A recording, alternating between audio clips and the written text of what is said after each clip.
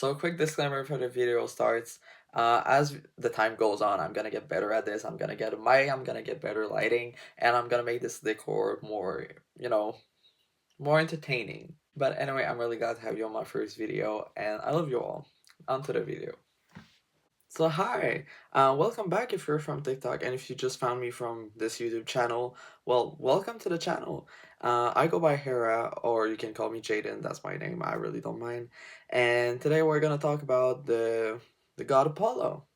So before starting anything, I just want to say I've been into the practice because I do believe in Greek gods. I'm into the practice for a few months now, and basically I worship three Greek gods at the moment, and I work with two.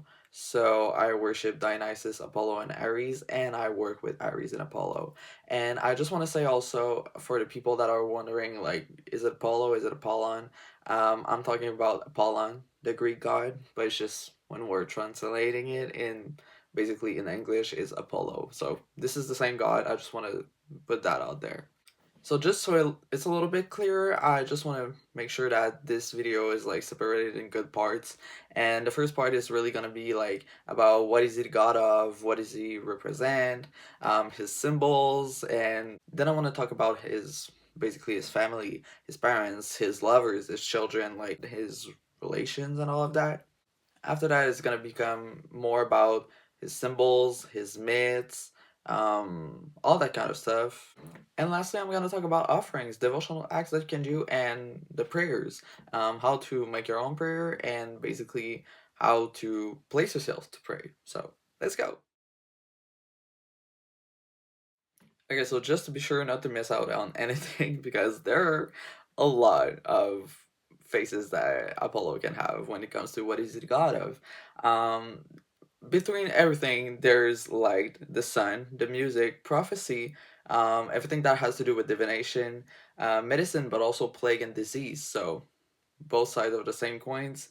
Arts, all types of arts, archery that he invented with his twin sister, by the way. And when I say he's the god of the sun, I mean he's not the embodiment of the sun. That's Helios, but he's the god of the sun after Zeus replaced all the titans with the Olympians. But again, there is so much more than that, and he was one of the most worshipped gods throughout history. When it comes to the Greek pantheon, there were a lot of temples that were for Apollo throughout the whole territory that they had, throughout many countries. And yeah, really, he was one of the most renowned. And he was also seen as a male ideal at that time. He was really the patron of beauty, unparalleled beauty. That is the word that I was looking for. And when it comes to his symbols, like things that he is often represented with or associated with, there's obviously the sun. So everything that has to do with light or anything like that. For that same reason, there's the sunflower. So when it comes to flowers, there's this one. I would also say the hyacinthus flower. I think that's how it's pronounced. And that comes with a myth that I'm gonna talk about later. With hyacinthus. And when it comes to like colors, it's more like yellow, gold, silver for his silver bow, and I would say white also. This is what he is often associated with. And talking about that on that same track, there is a silver bow that is one of his weapons that was gifted by Hephaestus. Yeah, it was Hephaestus. And there is also the laurel leaf that has to do with a myth again. And another one would be his lyre that was gifted by Hermes also, and that was made from a turtle shell. But all these things comes with myths that I'm going to talk about later. So I just wanted to put it out there so you know what represents him a little bit.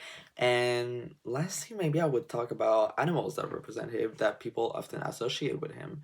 And it's really, I think it's more crows. Some people say ravens. I think it's more about crows, but honestly, it's used a little bit the same way in many myths. So I would say that.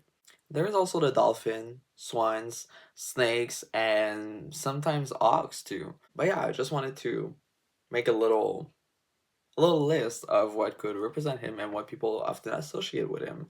And there is so much more. It also depends mostly if you're a practitioner and you just give things to him. Maybe some things you gotta associate with him a little more.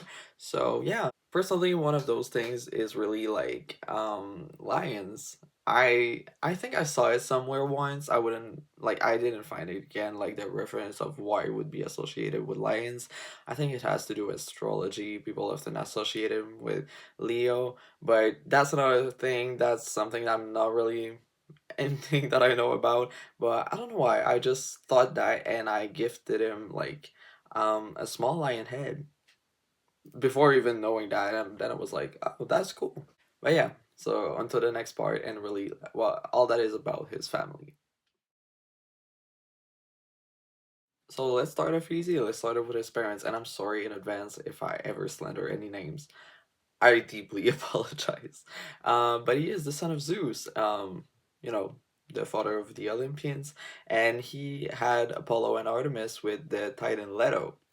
And on that same note, Artemis is his twin. It's not only just his sister that, have the same parents, it's really his twin. They were born at the same time on the island of Delos.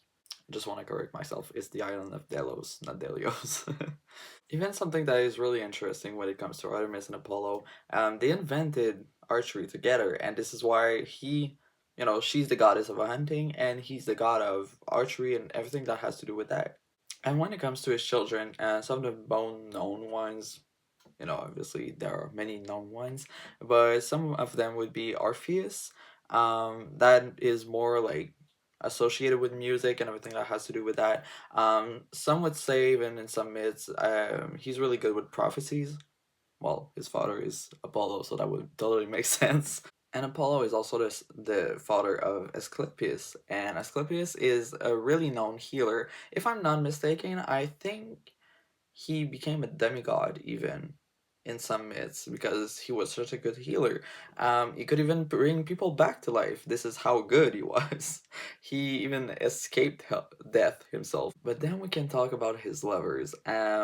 Honestly, Apollo's lovers, many of his stories ended really tragically, and this is why it's gonna bleed a little bit into the myth part, and this is why I wanted to talk about it last. But one of my favorites, honestly, is it's really tragic, but it's with Hyacinthus, and it's associated with the flower. So, who is Hyacinthus in the first place? He's a Spartan prince that Apollo happened to fall really in love with. And depending of some myths, there was also Zephyrus that fell in love with him at the same time.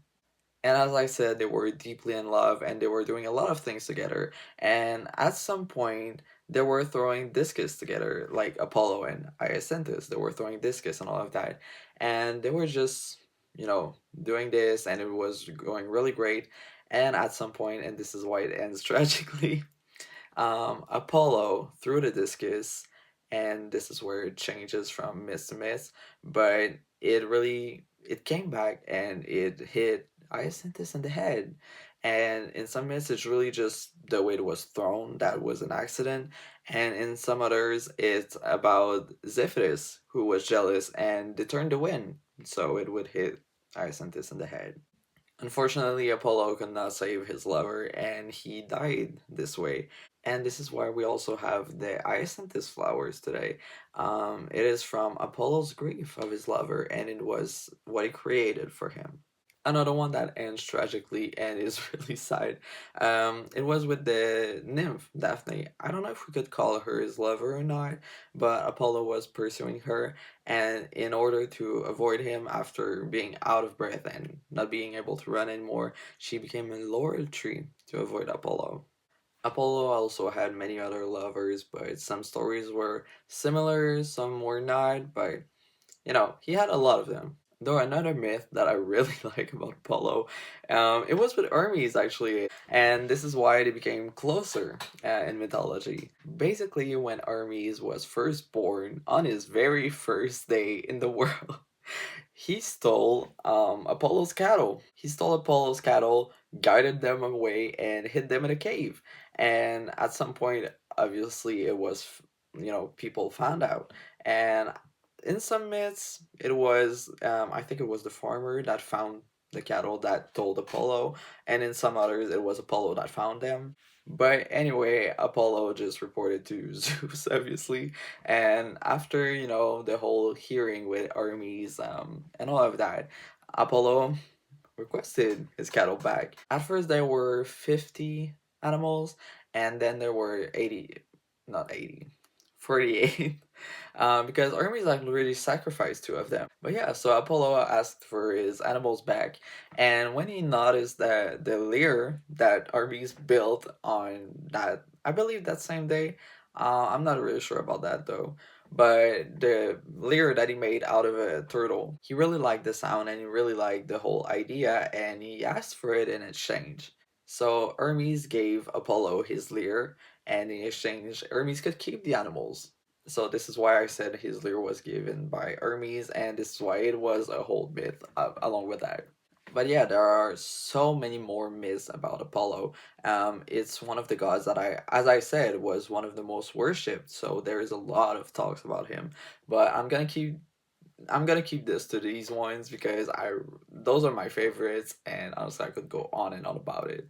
But before we go and talk about offerings and devotional acts, I just want to say like a quick thing that I really like about him, and it's really the radiance that he brings inside people. So basically, the people that follow him are really known to have this whole radiance that comes with them. He also is the ones that, well, one of the ones that reveals the purest truth out of people. And also considering that he's the god of prophecy, but also the son of Zeus, his oracle could often reveal the will of Zeus. Also, another thing, one of Apollo's temples is in Delphi, and it has to do with the whole Python other myth. If you want to look it up, it is really a great myth, by the way. But yeah, this is also where they were holding the Pythian games in some myths, and those games were really like a little bit like the Olympics. By the way, if you read about this myth, this is also the reason why he has a serpent about his staff, around his staff. So Apollo is really a great god when it comes to divination. If you want to learn about it, if you want to practice it, if you want to practice your intuition, your creativeness, your expression, everything that has to do, yeah, with inspiration, all of that, he's really a great god to refer to. But now onto the devotional act and offerings. So again, I have a little list, but you can get creative with that. But if you want some examples, there is expressing gratitude. Apollo really likes gratitude when it comes to even writing it, saying it out loud, saying thank you, but also what you're grateful for. I'm grateful for this food, I'm grateful for this, and so on. Another thing is really self-care. It can be training, it can be drinking water, eating well, taking care of yourself, skincare, or anything like that. Anything that has to do with self-care. This is also what I'm kind of repeating myself, but eating, drinking, exercising, all these things on their own also can be taken as a devotional act. Cleaning your and his space, so cleaning your room, cleaning everything around you, cleaning yourself, your inner self, but also keeping his altar clean. He really likes that. Learn about his myths. Take time for him. Also, as I said, learn the divination method. Write and talk to him. If you prefer writing, because when you talk out loud, you feel it's not really like the same way, you can always write to him. You can write a letter, you can close it, you can burn it, you can do whatever you want. You can put it under his altar, him, or just directly talk to him. When it comes to talking to him, personally, I prefer to make sure that he's all right with that before I start with a whole monologue. But some people just think it's not really necessary, so you do what you feel is right. Also, two of the last things that could be really great is really practicing archery or that kind of sport, and any type of art. So anything that is creative or just making art projects and thinking about it. Just make sure not to overwhelm yourself, because sometimes when he's around, he gives you a lot of inspiration, and you start 10 projects and it's really not going well. But besides that, anything that has to do with art can be a devotional act. When it comes to really like objects that you can give as offerings, there can be sunflower or sunflower representation. Personally, I painted a sunflower that I gave to him. Same with hyacinthus. It can be fake, it can be like just a representation, it can be a real one. When it comes to incense, frankincense is really a good one. Olive oil, bay leaves, a musical instrument or representation, because obviously Musical instruments can sometimes be expensive. Anything that you do that is artistic, so a drawing, a painting, you can make a bracelet for him. Citrine, amber, personally I gave him some sunstone. Honey is a good one too for many of the Greek gods. Laurels, wine, or if you're not of age, juice. Sunwater, jewelry again, representation of his symbols in general. So anything that you feel is really like connected with him, you can give him a representation of it. Some candles too, obviously. And the last three is some that I really like. I hadn't seen before, although some make sense. Citruses, so oranges, lemons, all of that. A divination tool also. A pendulum, a tarot deck, dice, anything that you feel is great. You don't have to learn divination, by the way. It's not required in the practice. It's just since he's the god of prophecy, many people associate him with that. And I really like to give the deities that I work with perfumes. So if you also find a perfume that you feel could be really great, you can give it as an offering. And when you want to, when you want to spend time with him or anything like that, you can put some on, put it back on his altar, and you're gonna have this scent. So I think this sums up pretty much all I wanted to say in general today. But the last thing is about the prayers. I would recommend you to watch some videos on, prayers alone when it comes to, Hellenic polytheism. But I wanted to give you, a quick summary if you wanted to start somewhere and then learn more about it later on. Obviously, since it's an old religion, there are many stands of how you could do it. Personally, I just like to stand up. I have my hands at a 45 degrees angles towards the sky, and I look up at the sky. So it's like I was talking directly to the gods at mostly the Mount Olympus. Again, it's really tricky, and there are videos to explain all about it. Some people do it for every deity. Some people, when it comes to underworld deities, they have their hands down and many things like that. But most of the time, it's really hands up, looking up at the sky. And you can write your own prayers, or you can, find some online. If you find some online, though, I just want to say, mostly when it comes to Apollo, many of those really sound like they are, praising him, and it's actually you're requesting something from him. My own experience, by the way. Personally, I pray every day. And I had found like a prayer online at first, and I was like, oh my god, it's really a good one. And then over time, I was like, yeah, there's something off about it. Like when I'm praying, there's something off when it comes to praying to Apollo. And then I read it again more intensely, and I was like, it's not really praising him. It's just like, oh, do that for me because I'm praising you. And yes, you can request something sometimes against an offering or something like that. But as an everyday thing, it's not the best. So just be careful with that. But if you want to write your own, um, I think I'm pulling it on the screen, but I'll also say it aloud. Basically, it's in three parts. The first part is the invocation or the call to attention. So you would say like, "Hear me," in this case, Apollo, or "Come for me," or "Come to me," you know, something like that. And you would give epithets or references to him. So you could say something like, "Apollo, great son of Zeus and Leto, god of the sun and prophecy."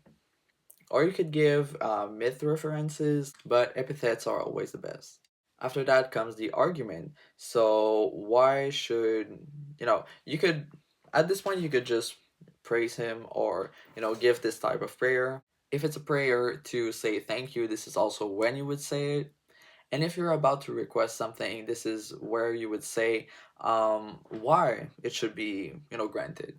Most of the time, when you're requesting something, you would give something in exchange. And this is why some people would be like, give because I have given. Not exactly worded like that, obviously, but just like for this offering or something like that.